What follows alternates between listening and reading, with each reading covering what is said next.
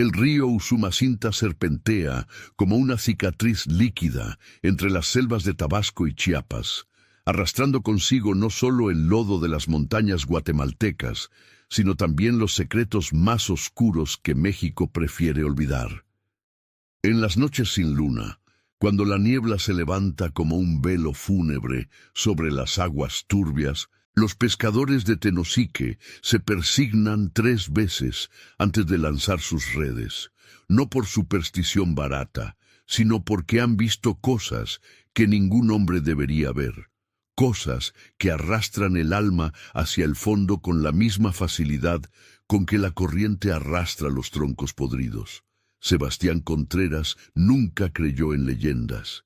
A sus 32 años, este antropólogo de la Ciudad de México había dedicado su vida a desentrañar mitos y convertirlos en datos verificables, en historias racionales que podían explicarse con psicología colectiva y tradición oral.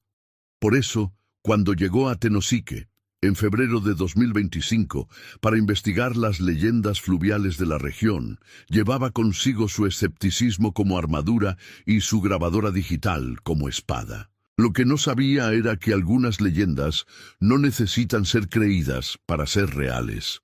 Si estás disfrutando esta historia, suscríbete al canal y déjanos un comentario diciéndonos desde dónde nos estás viendo. Tu apoyo significa el mundo para nosotros. La primera vez que Sebastián escuchó sobre la novia del río fue en el mercado municipal, mientras compraba mangos para su desayuno. Una anciana vendedora de tamales, con las manos deformadas por décadas de trabajo, le advirtió con voz ronca: «No vaya al río después del anochecer, señor. Y si tiene novia o esposa, menos. Ella los busca especialmente a ustedes, los que tienen amor en el corazón. Dice que si ella no puede tenerlo, nadie más lo tendrá».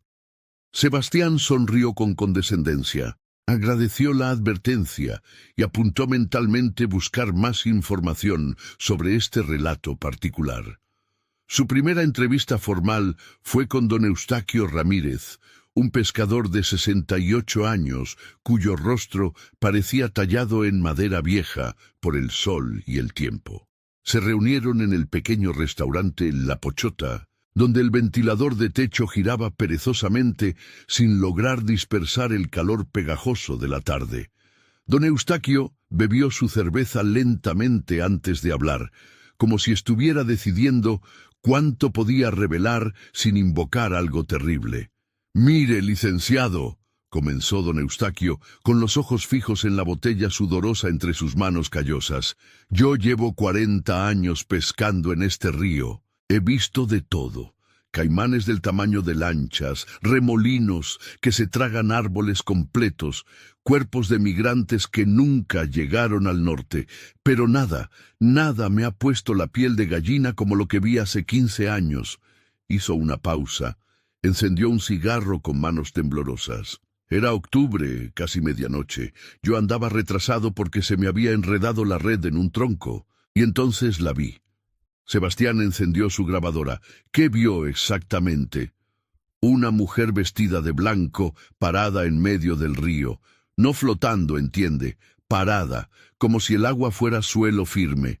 Llevaba un vestido de novia que brillaba con luz propia, no como la luna, sino como si estuviera hecho de neblina luminosa. Y su cara.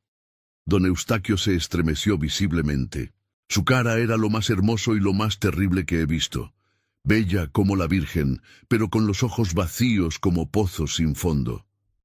Me miró directamente, licenciado, y cuando me miró, sentí un frío en el pecho que me llegó hasta los huesos, a pesar del calor infernal que hacía.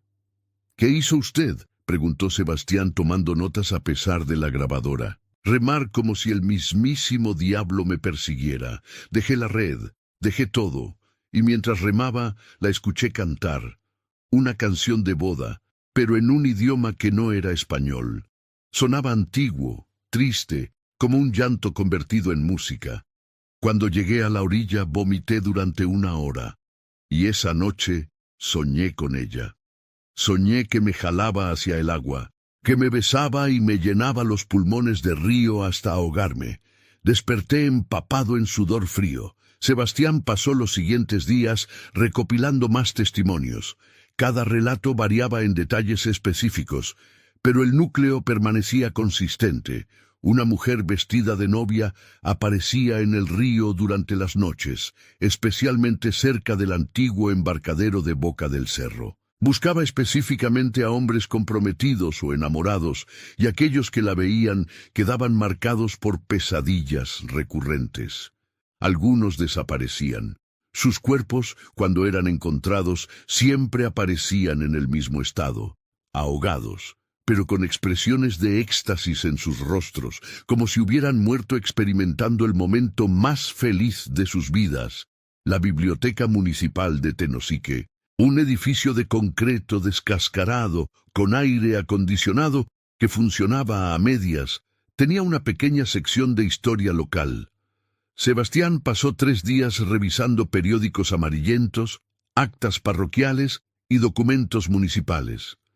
Fue en un legajo polvoriento de 1947 donde encontró la primera pista real. Una nota breve en el diario El Heraldo de Tabasco sobre una tragedia que había conmocionado a la región.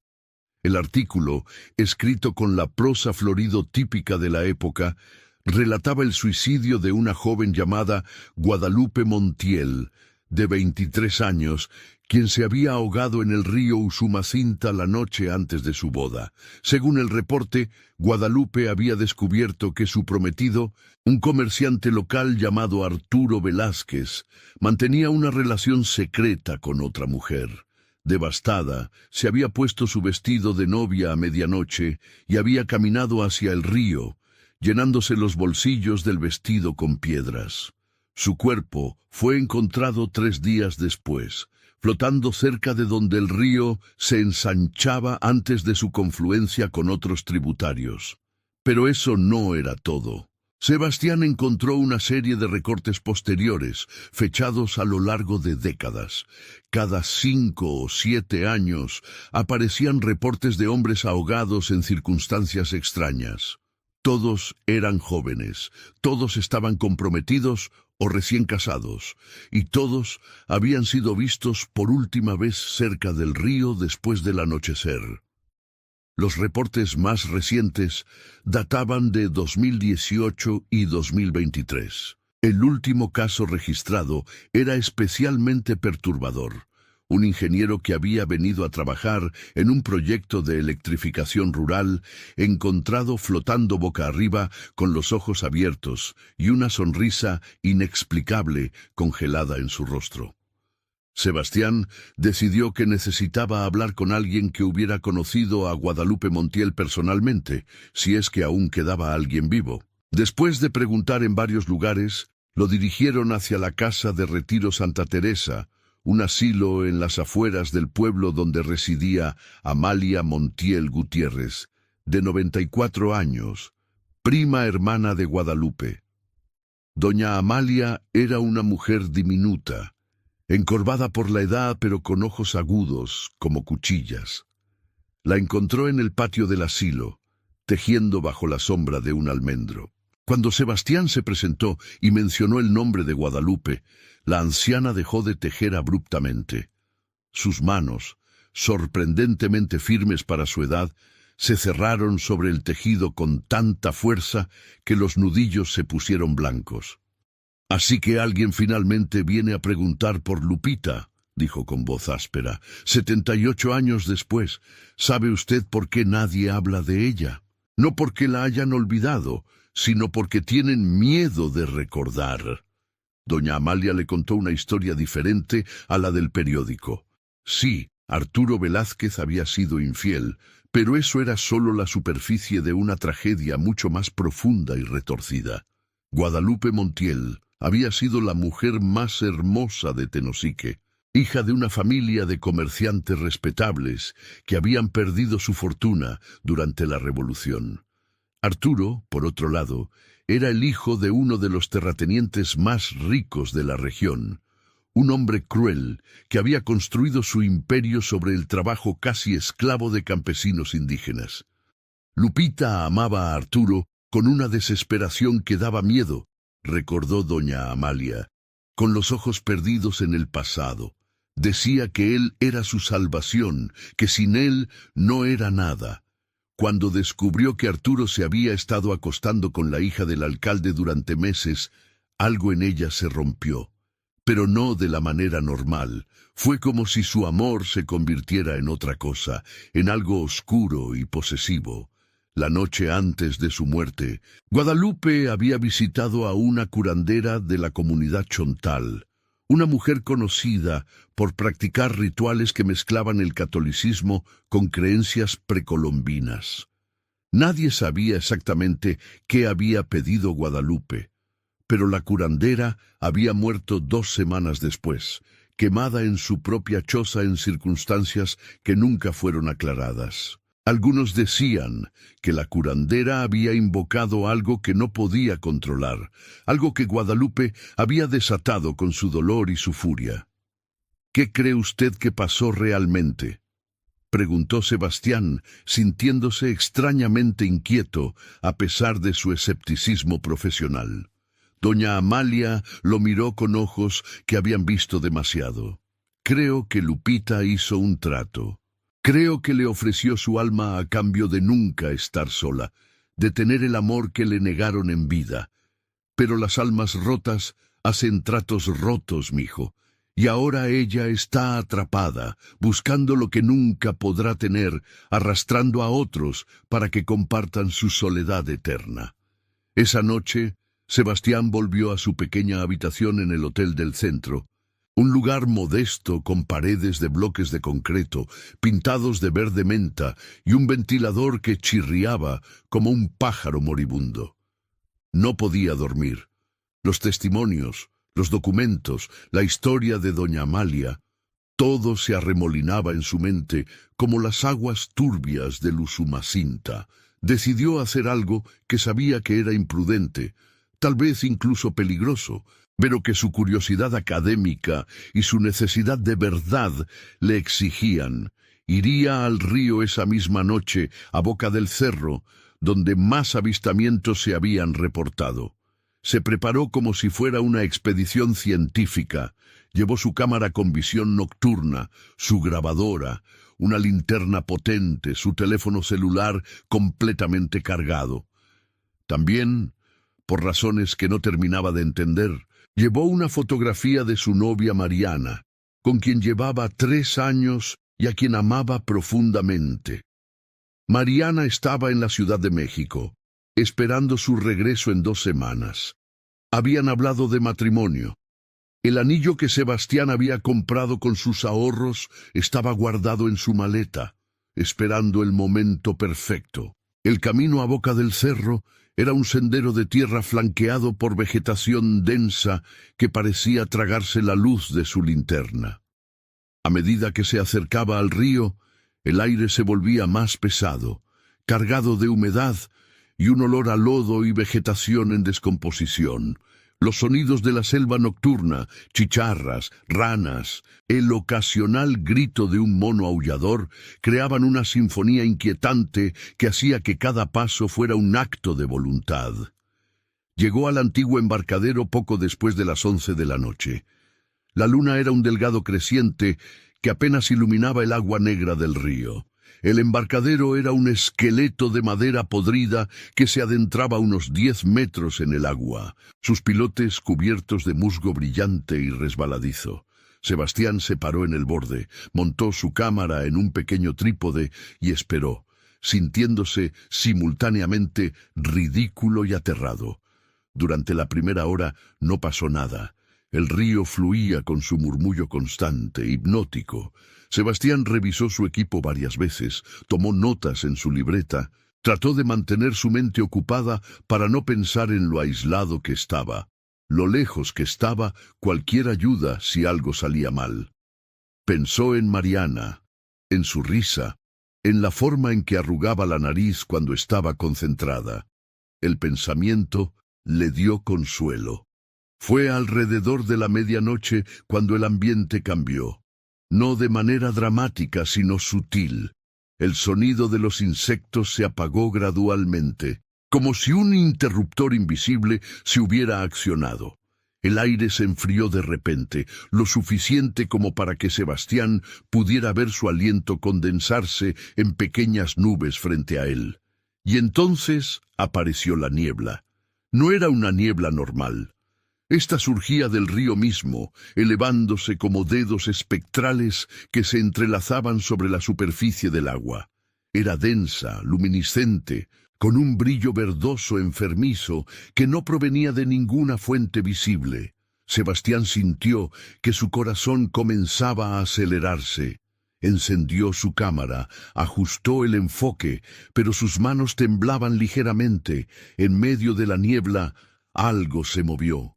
Al principio, Sebastián pensó que era un juego de luces, una ilusión óptica creada por la niebla y su propia ansiedad. Pero luego la vio claramente. Una figura femenina, vestida de blanco, caminando sobre el agua como si fuera tierra firme. Cada paso que daba creaba ondas luminosas que se expandían en círculos perfectos. Su vestido de novia era antiguo, del estilo de mediados del siglo XX, con encaje delicado y un velo largo que flotaba detrás de ella como si tuviera vida propia. Sebastián no podía moverse. No era miedo lo que lo paralizaba, o al menos no solo miedo, sino una fascinación casi magnética.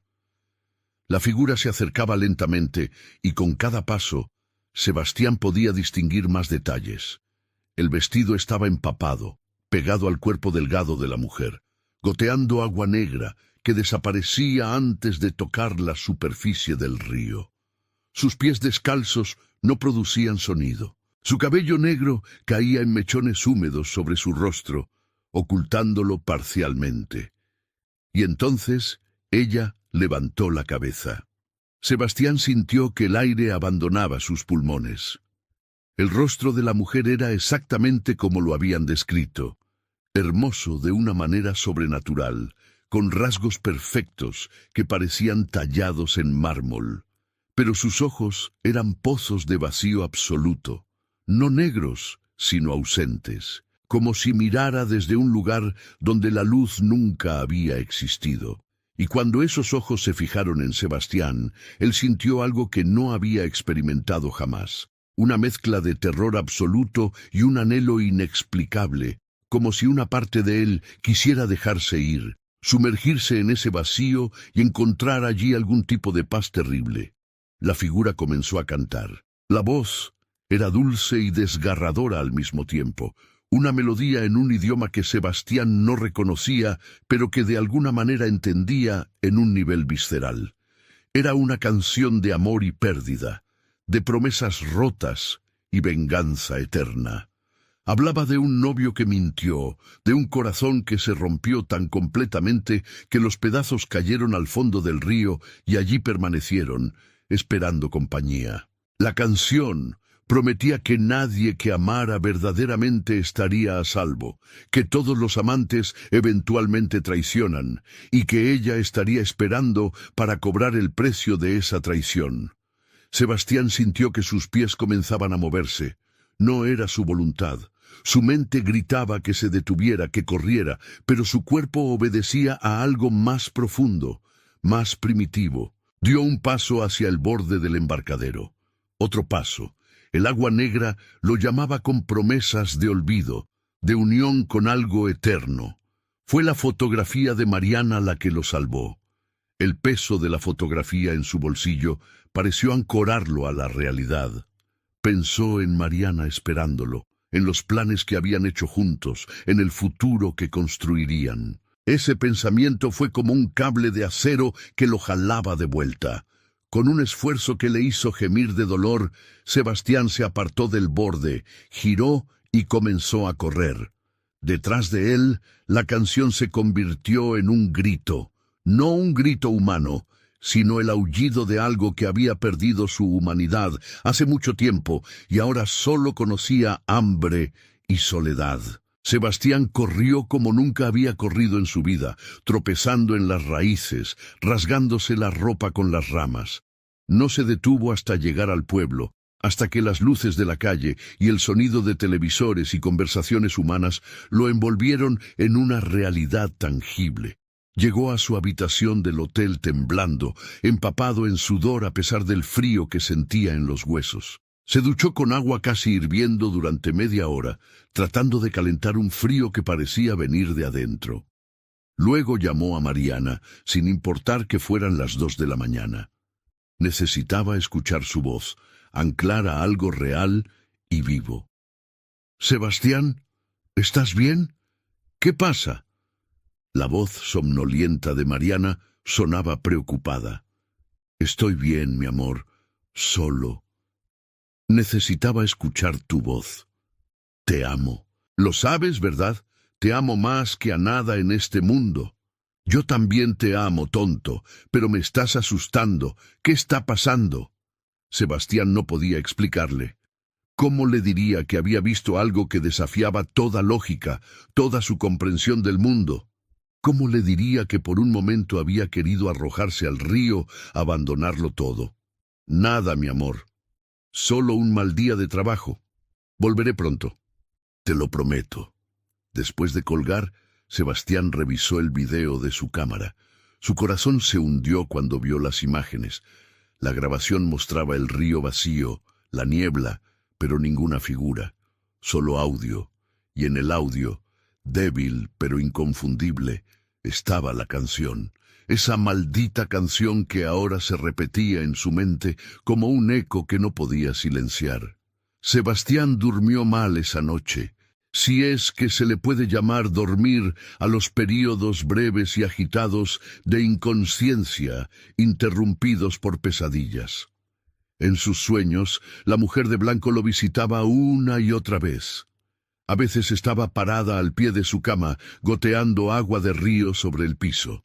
Otras veces lo llamaba desde la ventana, prometiéndole que comprendía su soledad, que juntos podrían encontrar la paz que ambos buscaban. En el peor de los sueños, Mariana se transformaba en la novia, y cuando Sebastián trataba de besarla, sus labios eran agua fría que le llenaba la boca hasta ahogarlo. Despertó al amanecer con la sensación de no haber descansado nada. Más preocupante aún, encontró charcos de agua en el piso de su habitación, un rastro líquido que iba desde la puerta hasta un punto cercano a su cama. El agua olía a río, a lodo y descomposición. Con manos temblorosas, Sebastián limpió el agua con toallas, pero el olor persistía, como si se hubiera impregnado en las paredes.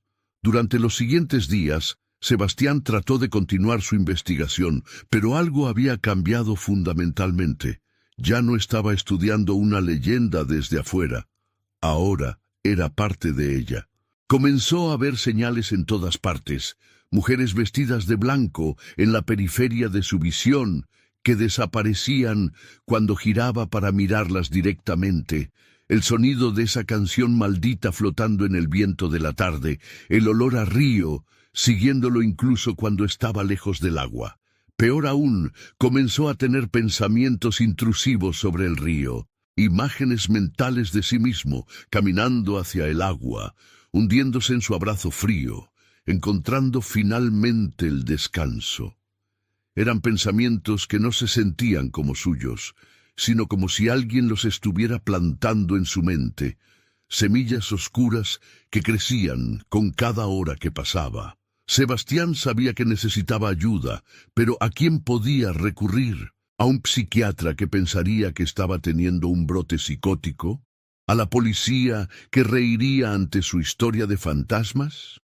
Decidió buscar a alguien que pudiera entender lo que le estaba sucediendo desde una perspectiva que no fuera puramente científica. Don Eustaquio le recomendó a doña Soledad, una curandera de la comunidad chontal que vivía río arriba en una aldea llamada Boca de Arroyo. «Si alguien puede ayudarlo, es ella», le dijo el pescador con seriedad, «pero le advierto, el conocimiento tiene un precio, y no siempre es un precio que uno quiere pagar». Sebastián viajó a Boca de Arroyo en una lancha desvencijada, pilotada por uno de los sobrinos de don Eustaquio. El viaje tomó casi 2 horas, río arriba. navegando contra la corriente bajo un sol que convertía el aire en caldo espeso. La aldea era un puñado de casas de madera y techo de palma dispersas alrededor de un claro. Los niños jugaban descalzos en el lodo mientras las gallinas picoteaban entre la basura. Era un lugar que parecía existir en un tiempo diferente, desconectado de la modernidad del resto del país. Doña Soledad resultó ser una mujer de edad indeterminada, podría tener 50 o 70 años, con rostro marcado por el sol y las manos tatuadas con símbolos que Sebastián reconoció como una mezcla de iconografía maya y cristiana. Su casa era una estructura simple de un solo cuarto, pero su interior estaba lleno de objetos extraños, frascos con líquidos de colores, huesos de animales colgando del techo, velas de todos tamaños que creaban sombras danzantes en las paredes. Cuando Sebastián comenzó a explicar su situación, doña Soledad levantó una mano para silenciarlo. «Sé por qué está aquí. La novia lo ha marcado». Su voz era tranquila pero cargada de autoridad. «Puedo verlo en sus ojos. Ella ya está dentro de usted, tejiendo su red. ¿Cómo es posible que sea real?», preguntó Sebastián, su voz quebrándose ligeramente. «Soy un científico. He dedicado mi vida a la razón, a la lógica». Doña Soledad sonrió con tristeza. «La razón y la lógica son herramientas útiles, pero limitadas. Hay cosas en este mundo que existen más allá de lo que la ciencia puede medir. La novia es una de ellas. No es un fantasma en el sentido tradicional. Es algo más complejo, un trauma tan profundo que se convirtió en una entidad propia, alimentada por generaciones de miedo y creencia. Cada persona que la ve, cada historia que se cuenta sobre ella, la hace más fuerte, más real. ¿Cómo puedo liberarme de ella?». La curandera se levantó y comenzó a reunir objetos: hierbas secas, sal marina, agua de un manantial sagrado, una vela negra y una fotografía. «Dame algo que represente tu amor, la fotografía de tu mujer, si la tienes». Sebastián sacó la fotografía de Mariana de su bolsillo con dedos temblorosos. Doña Soledad la sostuvo contra la luz, estudiándola. «Tu amor por ella es fuerte, eso es bueno, es tu ancla, pero también es lo que te hace vulnerable. La novia busca amor porque lo perdió, quiere consumirlo, poseerlo. Para liberarte, debes hacer algo que va contra todo lo que sientes. Debes ir al río nuevamente, enfrentarla directamente y mostrarle que tu amor es más fuerte que su dolor». «¿Quiere que vuelva allí? Casi me ahogo la última vez. Casi me arrojé al agua. Si no la enfrentas, ella te perseguirá hasta el fin de tus días. Los sueños se volverán peores. Comenzarás a ver a tu mujer como una amenaza, como alguien que te aleja de lo que la novia promete. Tu relación se desmoronará y eventualmente, cuando ya no puedas resistir más, volverás al río por tu propia voluntad.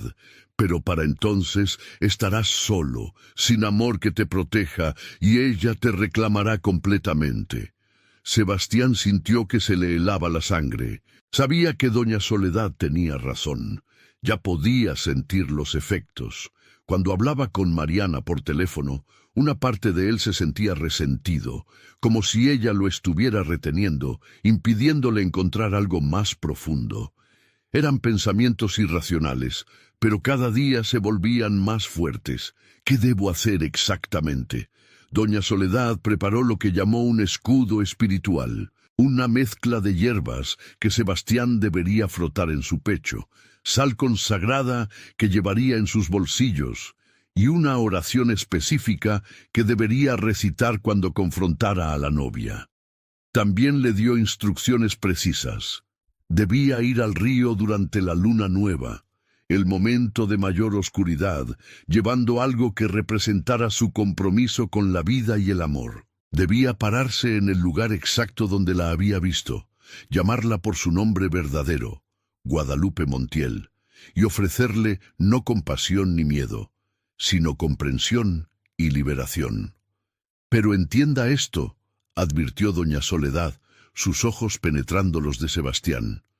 Ella tratará de seducirlo de todas las formas posibles. Usará la forma de su mujer, le mostrará visiones de felicidad perfecta, le prometerá la paz que siempre ha buscado.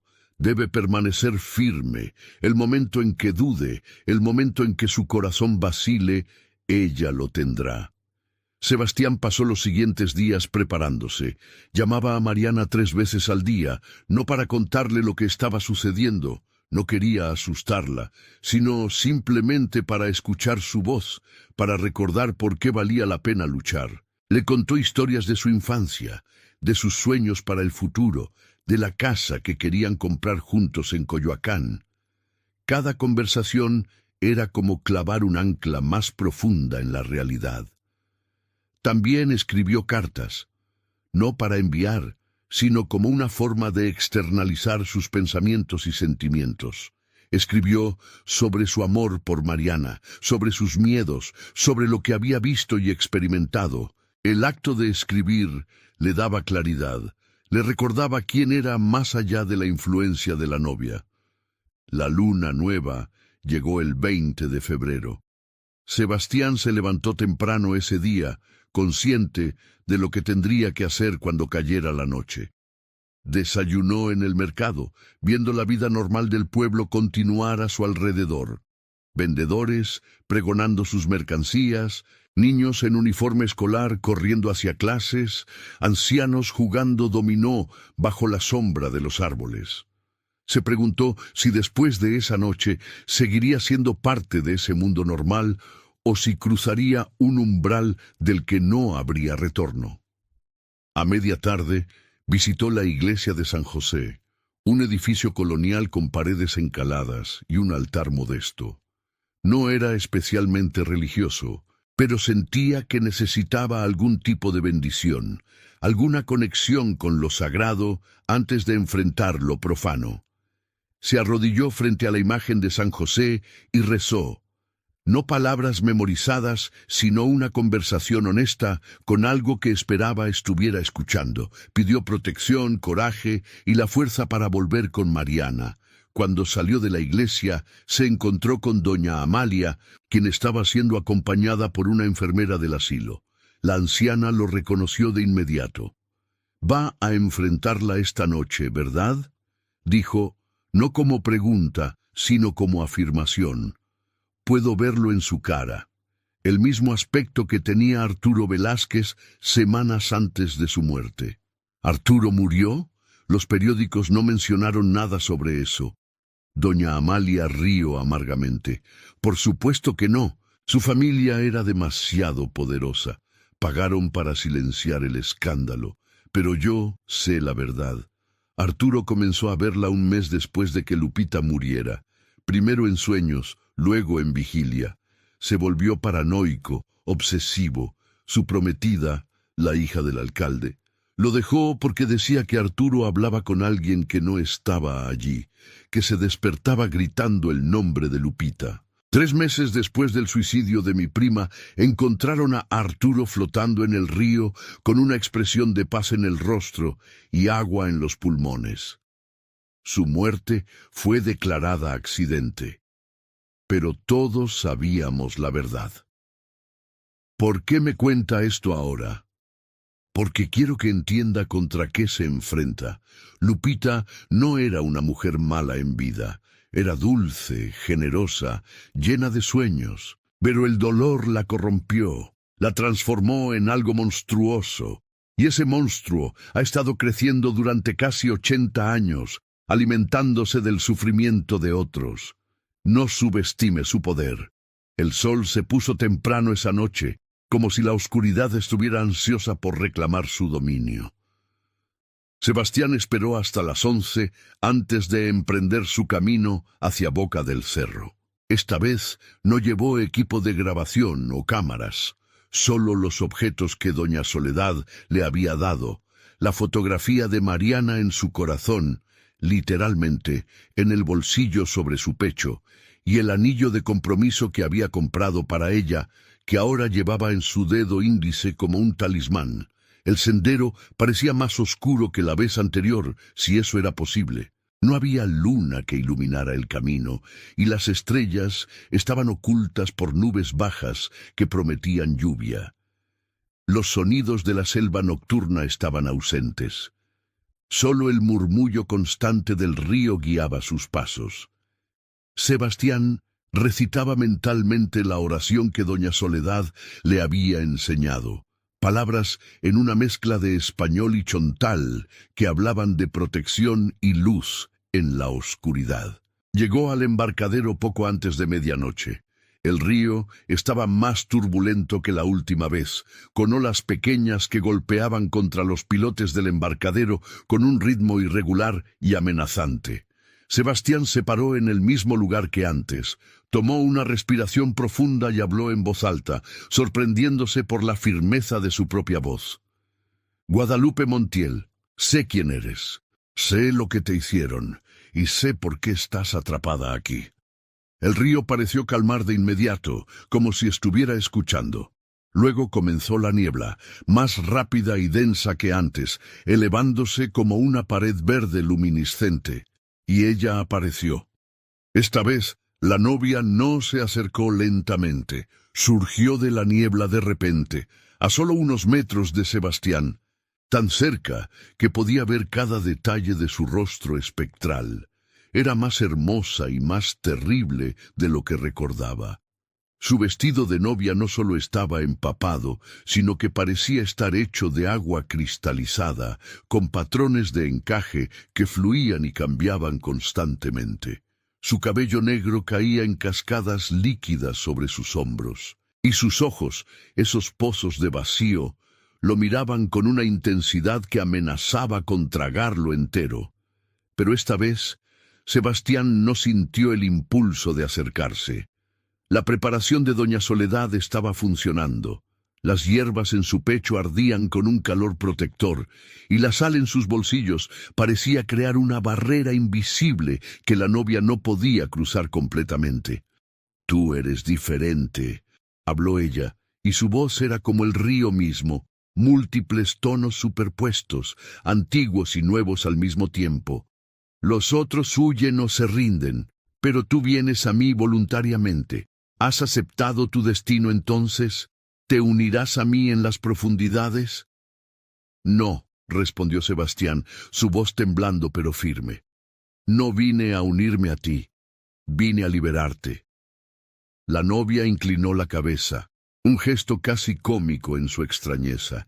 ¿Liberarme? No puedo ser liberada. Estoy atada a este río por mi propio dolor, por el dolor que todos los hombres como tú han causado.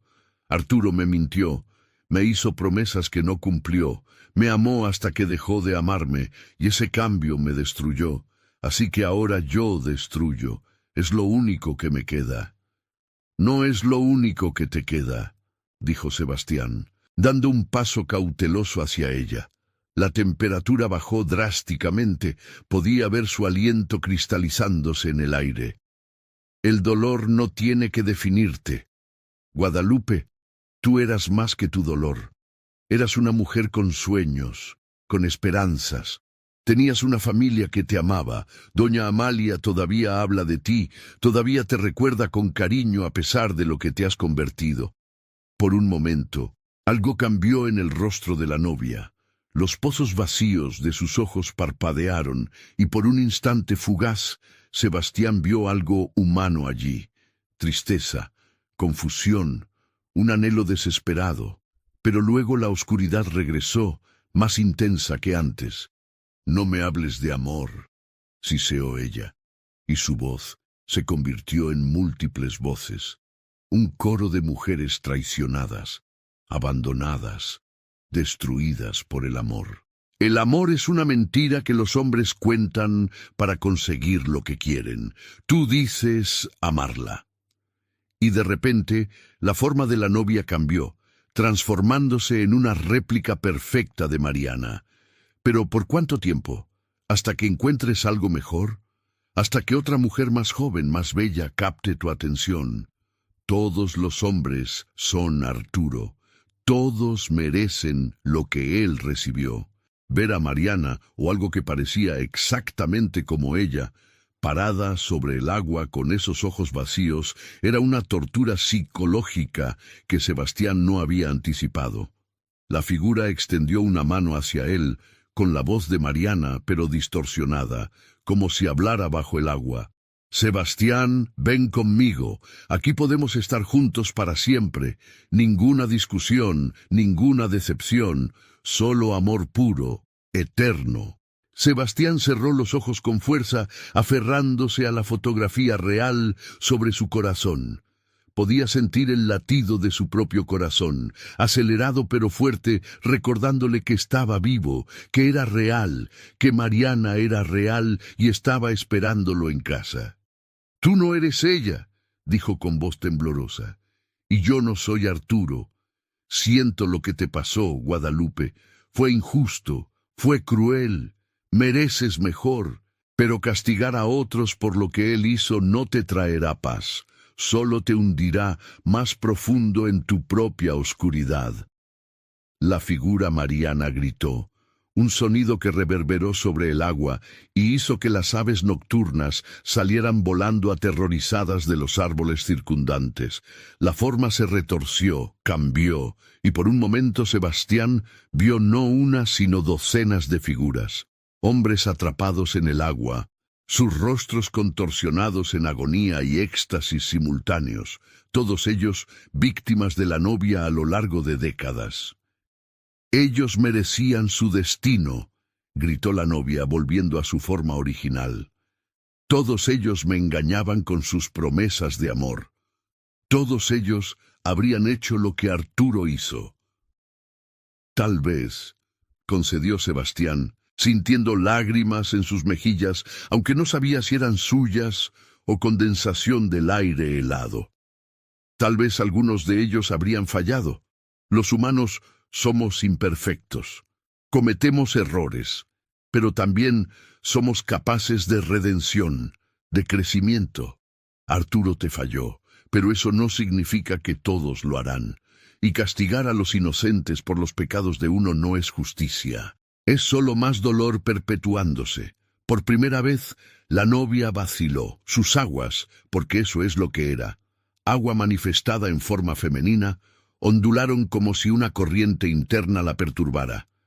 «Llevo tanto tiempo aquí», susurró, y por primera vez su voz sonó vulnerable, casi humana. «Tanto tiempo atrapada en este momento, el momento en que descubrí su traición, el momento en que decidí que sin su amor no podía existir, pero ahora no recuerdo cómo era existir sin este dolor. Es todo lo que soy». «No tiene que ser todo lo que eres», dijo Sebastián suavemente. «Puedes dejarlo ir, puedes perdonar, no a Arturo necesariamente, sino a ti misma por el trato que hiciste. La curandera que visitaste esa noche, ella no debería haberte dado ese poder, pero lo hizo, y tú lo usaste en tu dolor. Ese no era realmente tú, era tu dolor hablando». Sebastián extendió su mano, no para tocarla, sino en un gesto de ofrecimiento. «Déjame ayudarte a recordar, cuando estabas viva, antes de Arturo, ¿qué te hacía feliz? ¿Qué amabas?» La novia miró la mano extendida como si fuera un objeto extraño de otro mundo. Lentamente, muy lentamente, extendió su propia mano. En el momento en que sus dedos acuosos casi tocaron los de Sebastián, una ola de memorias lo inundó. No las suyas, sino las de ella. Vio a una joven Guadalupe riendo mientras jugaba con sus primas en un patio soleado. La vio ayudando a su madre en la cocina, sus manos cubiertas de masa mientras hacían tamales para una fiesta. La vio leyendo poesía bajo un árbol de mango, sus ojos brillando con sueños de un futuro lleno de posibilidades. La vio, antes de Arturo, como una persona completa, con pasiones y esperanzas más allá del amor romántico.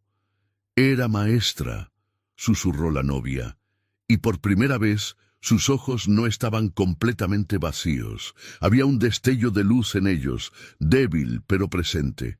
Enseñaba a niños a leer, era lo que más amaba. Ver sus caras cuando entendían una palabra nueva, cuando un mundo entero se abría para ellos a través de las letras. ¿Por qué olvidé eso? ¿Por qué dejé que Arturo se convirtiera en todo? Porque estabas enamorada, respondió Sebastián. Y el amor nos hace vulnerables. Pero tu valor no dependía de él. Nunca dependió. Eras valiosa antes de conocerlo. Y fuiste valiosa después, incluso cuando no podías verlo. La niebla comenzó a disiparse, y con ella la forma de la novia se volvió menos sólida, más traslúcida. Sebastián pudo ver a través de ella hacia el río más allá. «Estoy tan cansada», dijo ella, «tan cansada de odiar, de esperar, de ahogar. Solo quiero descansar». «Entonces descansa», dijo Sebastián con ternura. «Deja ir tu dolor, perdónate, y ve al lugar donde te esperan aquellos que realmente te amaron, tu madre, tu padre, doña Amalia eventualmente. Pero no puedes llegar allí mientras te aferres a esto». La novia cerró sus ojos, ahora claramente ojos, no vacíos, y lágrimas de agua de río corrieron por sus mejillas. «Tengo miedo», admitió. «¿Y si no hay nada más? ¿Y si este dolor es todo lo que existe para mí?» «Hay algo más», aseguró Sebastián, aunque no sabía si era verdad, solo sabía que necesitaba serlo. «Siempre hay algo más. El dolor termina, Guadalupe. Deja que termine». La novia abrió los ojos una última vez, y ahora eran completamente humanos, marrones y cálidos, y llenos de una tristeza antigua. «Gracias», susurró, y luego, con una voz que sonaba joven, casi infantil, «¿Crees que los niños que enseñé todavía me recuerdan?» «Sí», respondió Sebastián con lágrimas corriendo libremente por su rostro ahora. «Estoy seguro de que sí». La novia sonrió, una sonrisa triste pero genuina, y luego se disolvió. No desapareció dramáticamente, sino que simplemente se convirtió en niebla, y la niebla se convirtió en agua, y el agua fluyó de regreso al río, llevándose consigo 80 años de dolor y venganza. El aire se calentó inmediatamente, y los sonidos nocturnos de la selva regresaron como si alguien hubiera encendido un interruptor. Insectos cantando, ranas croando, el susurro del viento en las hojas. Sebastián se desplomó en el embarcadero, exhausto física y emocionalmente. Se quedó allí durante lo que podría haber sido minutos u horas, simplemente respirando, sintiendo el peso del mundo real establecerse nuevamente sobre sus hombros. Era un peso bienvenido, significaba que estaba vivo, que había sobrevivido, que podía volver a casa. Cuando finalmente tuvo la fuerza para levantarse, caminó de regreso al pueblo bajo un cielo que comenzaba a aclararse con el primer indicio del amanecer. Las calles estaban vacías, pero de alguna manera se sentían diferentes, más ligeras, como si algo opresivo que había estado colgando sobre Tenosique durante generaciones finalmente se hubiera levantado. Doña Soledad estaba esperándolo en la puerta de su hotel. ¿Cómo había sabido que estaría allí a esa hora? Sebastián no lo sabía ni le importaba. Ella simplemente asintió cuando lo vio. Una sonrisa pequeña pero genuina en su rostro arrugado. «Lo hizo bien», dijo. «Ella está en paz ahora, y usted está libre». «¿Cómo lo sabe?» «Puedo sentirlo. El río está diferente. Los espíritus del agua están celebrando. Algo que había estado roto durante mucho tiempo, finalmente se ha sanado». Sebastián pasó los siguientes días concluyendo su investigación, pero su enfoque había cambiado completamente. Ya no estaba interesado en desacreditar las leyendas o reducirlas a explicaciones psicológicas. En su lugar, documentó las historias con respeto y asombro, reconociendo que había verdades en este mundo que la ciencia aún no podía explicar completamente. Visitó a doña Amalia una última vez antes de partir. La anciana lloró cuando le contó lo que había sucedido. Entonces mi Lupita finalmente está en paz, dijo entre sollozos. He rezado por eso durante 78 años. Nunca dejé de amarla, ¿sabes? Incluso después de lo que se convirtió. Era mi prima, mi amiga, mi hermana en todo menos en sangre. Sebastián le dio algo antes de partir, un pequeño frasco que doña Soledad había preparado, conteniendo agua del río bendecida y hierbas de protección. Para su altar, explicó, una forma de honrar su memoria, no su dolor, sino quién era ella verdaderamente. El viaje de regreso a la Ciudad de México fue largo, un autobús de 12 horas a través de múltiples estados, pero Sebastián lo pasó escribiendo. No notas académicas, sino una carta a Mariana contándole todo. La investigación, el encuentro, el terror, la redención.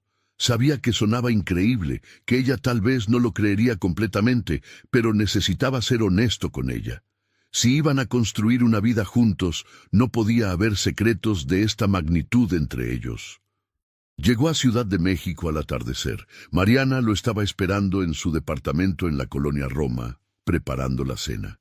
Cuando abrió la puerta y lo vio parado allí, demacrado, con ojeras profundas, pero con ojos que brillaban con una intensidad nueva, corrió a sus brazos. «Te ves terrible», dijo ella, medio riendo, medio llorando. «¿Qué te pasó allá?» «Algo que cambió mi vida», respondió Sebastián.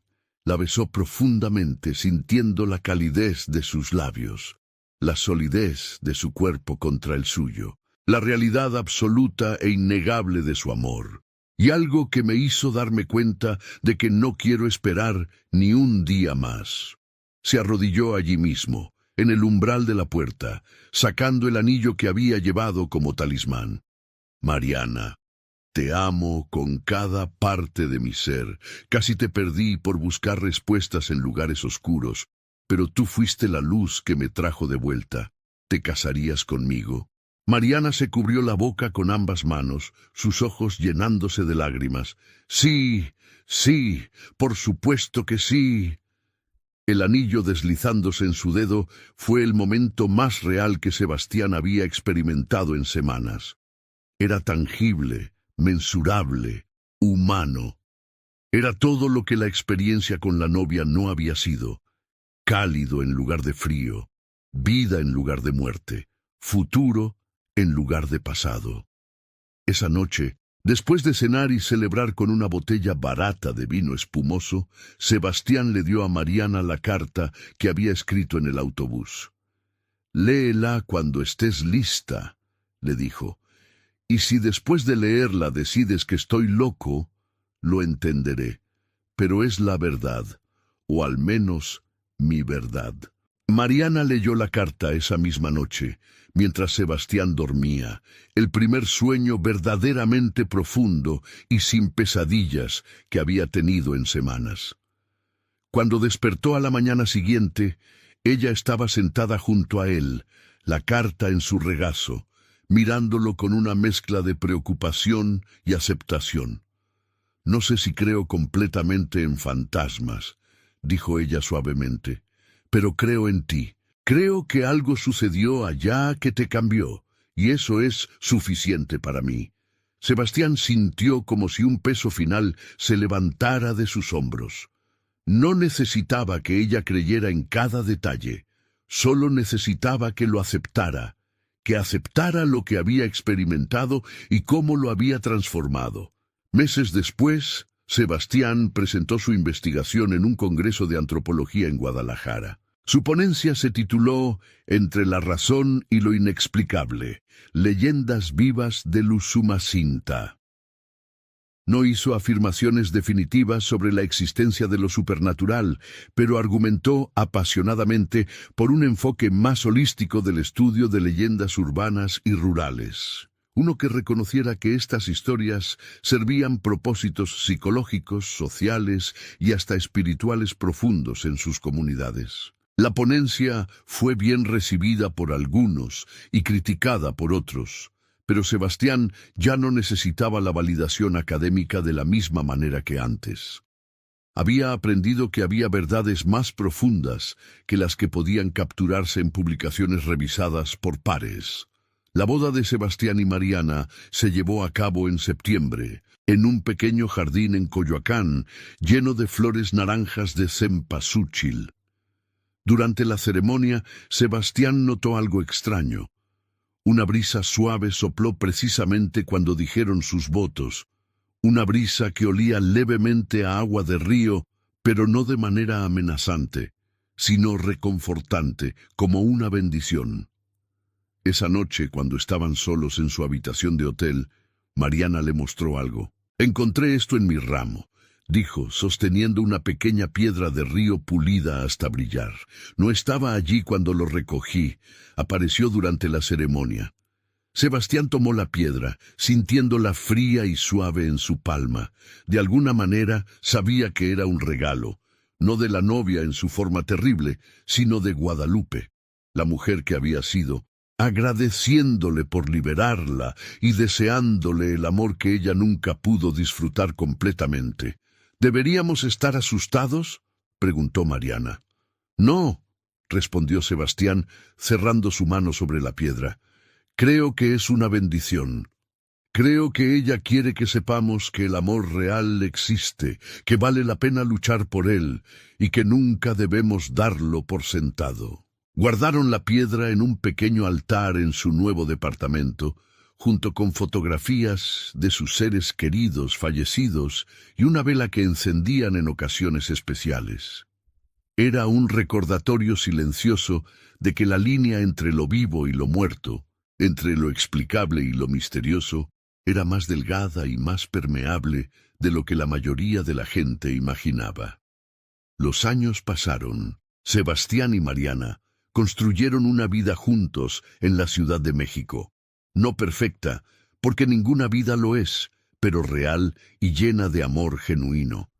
Tuvieron discusiones y reconciliaciones, desafíos financieros y pequeños triunfos, momentos de duda y momentos de certeza absoluta, y a través de todo, Sebastián nunca olvidó las lecciones que había aprendido junto a Usumacinta. Que el amor requiere trabajo constante, que la traición, incluso no intencional, puede causar daño profundo, y que el dolor no procesado puede transformarse en algo monstruoso. Sebastián nunca volvió a Tenosique, aunque ocasionalmente recibía noticias del pueblo a través de don Eustaquio, quien le enviaba correos electrónicos breves y mal escritos pero llenos de calidez. El pescador le contó que algo había cambiado en el río. Los ahogamientos misteriosos habían cesado completamente. Las pesadillas que habían plagado a generaciones de habitantes locales se habían desvanecido. El río seguía siendo peligroso, siempre lo sería, con sus corrientes impredecibles y vida salvaje, pero ya no estaba embrujado de la misma manera. Es como si el río se hubiera limpiado, escribió don Eustaquio en uno de sus correos, como si algo que estaba podrido en él finalmente se hubiera lavado. Los peces regresan en mayor número, las aves también. Es raro, pero es bueno. Doña Amalia falleció pacíficamente en su sueño 2 años después de los eventos, a la edad de 96. Sebastián viajó a Tenosique para su funeral, llevando a Mariana con él esta vez. Durante el servicio memorial, varios habitantes del pueblo, especialmente los más ancianos, se acercaron a Sebastián para agradecerle, aunque nunca especificaban por qué. Simplemente lo sabían de la forma en que las comunidades pequeñas saben cosas. A través de susurros, intuiciones, una comprensión compartida de que algo importante había cambiado.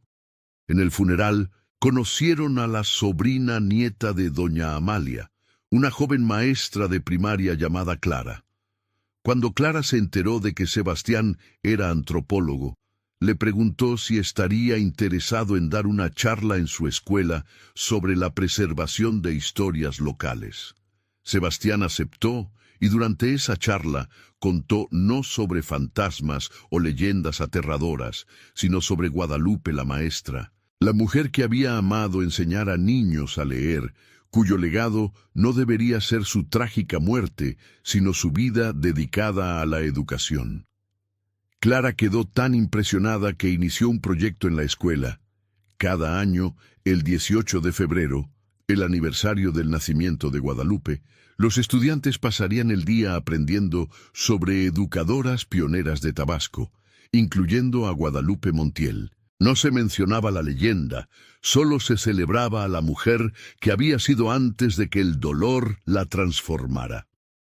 La última vez que Sebastián soñó con el río fue en su 5º aniversario de bodas.